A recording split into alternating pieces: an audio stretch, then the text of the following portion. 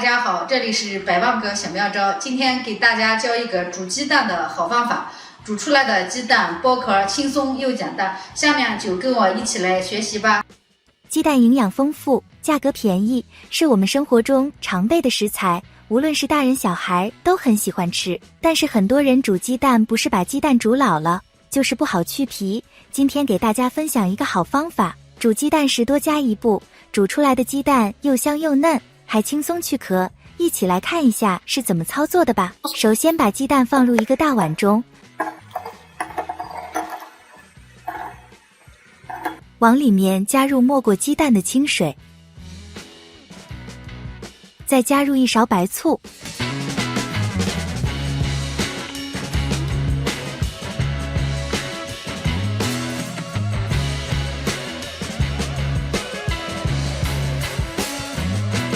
我们在煮之前一定要把鸡蛋给它清洗干净。大家都知道鸡蛋的蛋壳成分为碳酸钙，而白醋又是酸性的，加入白醋来清洗鸡蛋，可以软化蛋壳。我们在煮熟后剥壳的时候就非常的轻松了。我们把鸡蛋一个一个的给它清洗干净，锅里面加入清水。这个时候我们不要急着放入鸡蛋，先开火把水烧至底部冒小泡泡的时候，这时水是温的，这个时候就可以下入鸡蛋了。水煮鸡蛋切记不要冷水下锅，冷水下锅鸡蛋煮的时间过长，蛋白和蛋黄就会不鲜嫩。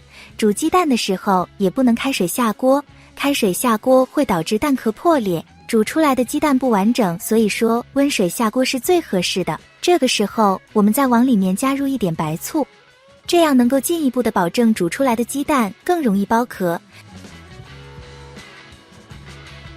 用勺子搅拌均匀之后，盖上盖子，开中火把鸡蛋煮至8分钟。时间到了，我们就可以关火，直接就把鸡蛋捞出来。朋友们可以看一下，这样煮出来的鸡蛋一点点都不破裂。鸡蛋煮熟以后，很多人都会把它放在冷水中浸泡。冷水浸泡是利用热胀冷缩的原理，使鸡蛋与蛋壳分离，有利于剥壳。今天用这样的方法来煮的鸡蛋，不用冷水浸泡，也能够轻松的剥壳。我们先把鸡蛋放凉，大概3分钟左右。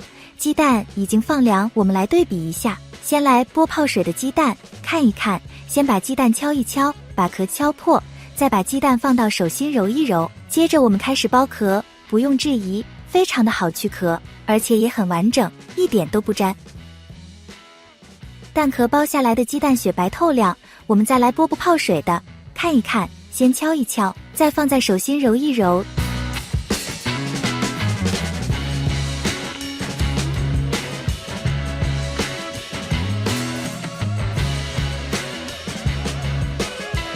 也是非常的轻松，把蛋壳给剥下来了，一点也不粘连。用加了白醋煮出来的鸡蛋泡水与不泡水都非常的好剥壳，蛋清雪白透亮，扣扣弹弹，看上去就特别的有食欲。